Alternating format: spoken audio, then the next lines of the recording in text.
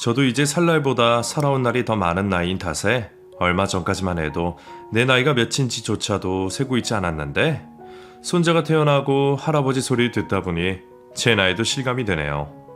100세 인생을 산다면 아직 30년도 더 남은 인생이지만 이미 젊은 시절은 다 보낸 제가 살 날이 앞으로 얼마나 남았을까 싶습니다. 지나간 세월이 아쉬우면서도 또 한편으로는 지금 누리는 이 행복과 경험들이 더없이 소중하게 느껴지곤 합니다. 하지만 사실 이 행복도 원래 제가 누릴 행복이 아니었습니다. 처음부터 남의 것이었고 내 가족이 아니고 내 아들이 아니었죠. 사실 제 아들은 제가 마음으로 품은 자식이고 제 손주 역시 저와 피 한 방울 섞이지 않은 남입니다. 그럼에도 아들은 저를 아버지라 부르고 저는 할아버지라 불리고 있습니다. 그래서 가끔은 감사함을 넘어 송구한 마음이 들기도 합니다. 가족이라는 것이 무엇이고 정말 피가 물보다 더 진한 것인지 저는 지금까지도 가족의 의미에 대해 깊이 고민하며 지냅니다. 그럼 제 이야기를 들으시고 여러분들도 저와 같은 고민을 나눠보시기를 바랍니다. 어릴 적 고생 얘기를 어디서부터 시작을 해야 할까요? 제가 태어났던 그 시절에는 전부 못 살았습니다. 물론 그 와중에도 잘 먹고 잘 사는 사람들은 어디에나 있지만 그때는 지금 평범하게 누리는 것들이 전부 귀했고 못 사는 사람들이 훨씬 많던 시절이었죠. 전쟁은 막 끝났지 먹을 것은 없지. 저희 부모님 역시 찢어지게 가난한 집에서 태어나시고 가진 것 하나 없이 살림을 꾸려 가정을 일구신 분들이셨어요. 요즘이야 자식 하나 낳는 것도 신중하게 생각해서 귀하게 키우지만 그때는 그런 게 없었습니다. 결혼했으니 낳는 것이고 저도 그중 하나였습니다. 위로 형을 두고 둘째 아들로 태어난 저는 늘 형의 그늘에 가려 부모님의 관심이나 애정을 받아본 적이 없었습니다. 부모님은 없는 살림에 뭐 하나라도 생기면 좋은 것, 귀한 것은 전부 형에게 주었고 저는 그걸 먼 발치에서 바라만 보고 자라야 했습니다. 형은 집안의 가장이라며 할머니며 부모님이며 전부의 사랑을 받았던 사람입니다. 너무 오냐오냐 자라서 그런지 몸이 너무 약할 정도였죠. 어릴 적부터 몸이 약해서 없는 살림에도 약지어 먹이고 귀하게 키웠던 형은 장남으로서 나서서 하는 일이 없었습니다. 밑에 동생들 챙기는 일도 모두 제 몫이었고 아버지 농사일 돕고 허드렛 일 하는 것은 전부 제 몫이었습니다. 그럼에도 부모님은 늘 형만 아끼셨고 저는 하는 만큼 하면서도 무시당하고 구박받으면서 괜히 섭섭한 티도 내지 못했습니다. 둘째로 태어난 게 일이 서러울 줄은 누가 알았겠냐마는 그래도 그때는 가족을 위해 형을 위해 내가 희생하고 참는 것이 당연한 제 몫이라 생각하고 살 수밖에 없었고 원래 내 할 일이라 생각하며 묵묵히 견디는 수밖에 없었던 겁니다.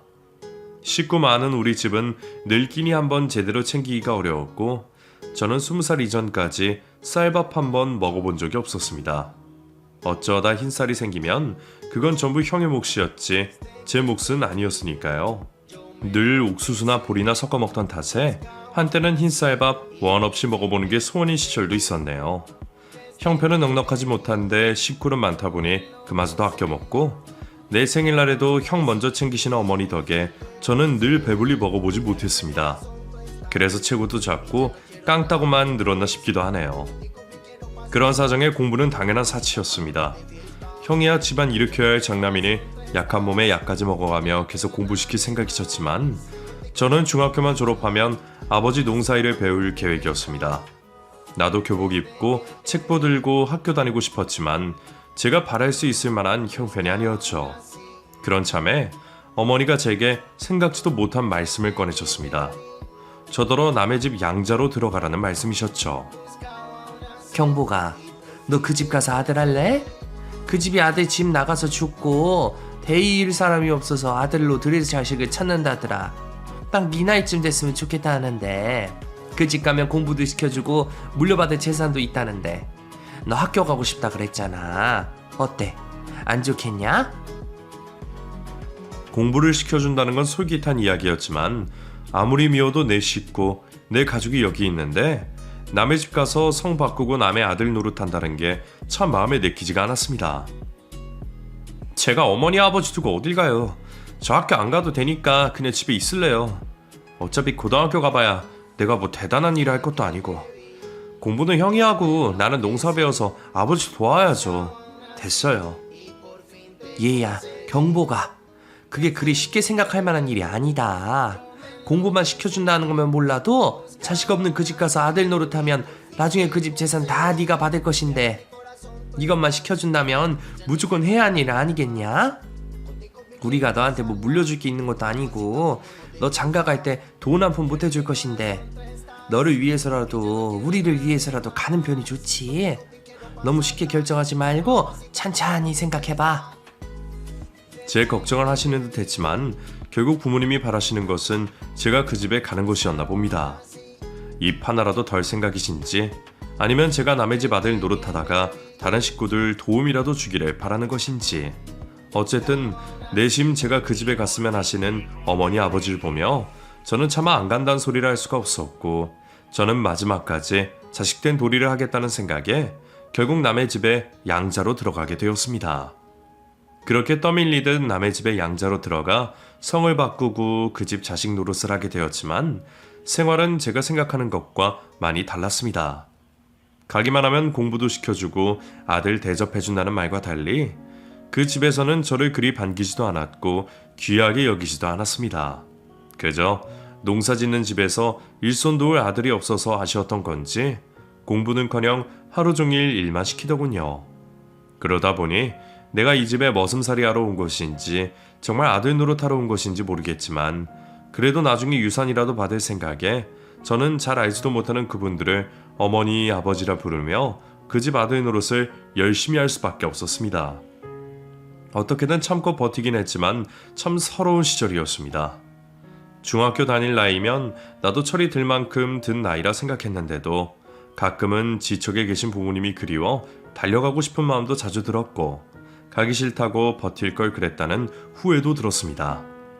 우리 집보다는 훨씬 나은 형편에 밥 굶는 일은 없었지만 눈칫밥이 꽁보리밥보다 못하다는 것은 겪어보고서야 알게 된 일이었습니다.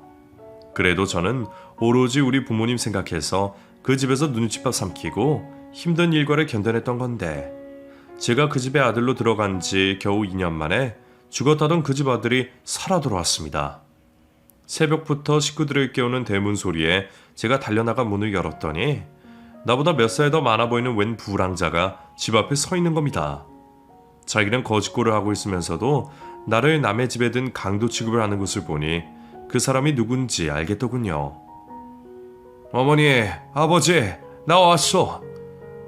하며 부르는 소리에 안채에서 양부모님이 버선발로 달려 나오셨고 저는 그 꼴을 또 먼 발치에서 지켜볼 수밖에 없었습니다. 결국 저는 그 집 친아들이 살아 돌아왔다는 이유로 또 한 번 쫓겨나듯 그 집을 나가야 했고 집으로 돌아간 저는 친부모에게서도 환영을 받을 수 없었습니다. 어떻게든 좀 붙어있지. 어쩌자고 여기로 돌아왔대. 그 집에서 필요 없다는데 어떡해요. 그리고 공부시켜주고 잘해준다 그러더니 그것도 순 거짓입니다. 나 2년 동안 그 집 소먹이고 농사일하고 그런 것밖에 안 했어요. 그래도 이 악물고 버티면 유산이라도 물려받을 줄 알았더니 여태 일 한 목도 안 쳐주고 집에 들어가라 하대요. 어차피 아직 호적 정리도 안 했고 내가 진짜 그 집 자식도 아니니까 내가 거기서 어떻게 버티고 있겠어요. 그렇다고 이렇게 오면 우리는 뭘 어쩌겠냐. 이제 너 지낼 것도 없고 너 먹일 여력도 없는데 아이고 참 돌아버리겠네. 사실 저는 그렇게 쫓겨나면서도 내심 기뻤습니다. 드디어 집에 돌아가는구나. 마치 지난 2년간 남의 집에 머슴살이 하다가 드디어 풀려난 기분이었죠. 하지만 정작 가족들이 저를 반기지 않았습니다. 불과 2년 사이에 전부들 나를 잊어버린 건지 나를 두고 어색해하고 나를 객식구 취급하는 겁니다. 부모 형제들마저 나를 그리 대하는 걸 보고 서러워진 저는 결국 집을 나오게 되었습니다. 집에는 서울 가서 돈 벌겠다고 말하고 이른 나이에 고생을 자처하게 됐죠. 그렇게 저는 18살 나이에 서울에 올라가게 되었고 그 후로 서울에서 털을 잡기 위해 별 고생을 다해야 했습니다. 돈도 한 푼 없고 연고도 없고 갈 곳도 없는 떠돌이 신세이다 보니 뭐 얼마나 잘 살았겠습니까. 매일 배골고 춥고 서러운 생활을 하며 그냥 버티는 수밖에 없었습니다. 그래도 버티다 보면 어떻게든 사라질 거라 생각하고 닥치는 대로 일을 하며 살았습니다.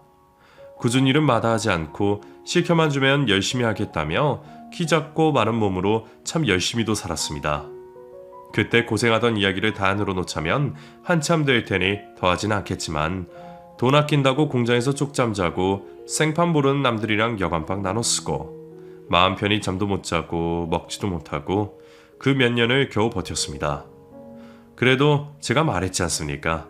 제가 깡따구가 있다고. 그래서 여기저기 쥐어 터지면서도 끈질기게 버텨냈고 결국 그 험하다는 서울에서 자리를 잡아갈 수 있게 되었죠. 그러는 사이 어느새 저도 결혼할 나이가 되었고 일하던 곳에서 소개를 받아 한 여자를 만나게 되었습니다. 그저 밥 벌어먹고 살 궁리만 하다 보니 연애는커녕 여자랑 말 한마디 나눠본 기억이 없었는데 20대 중반까지 그러고 혼자 있는 제가 불쌍해 보였는지 같이 일하는 지인이 장가라도 가라며 좋은 여자를 소개시켜준 것입니다. 지난 일이니 하는 얘기긴 하지만 그 사람이 그리 미인은 아니었습니다. 눈도 작고 코도 납작하니 사실 귀여운 구석은 별로 없는 인물이었죠. 하지만 그래도 저는 좋았습니다. 내 농담에 웃어줄 줄 알고 커피 뜨거우니 시켜 먹으라며 다정하게 해주는 말이 참 좋았습니다.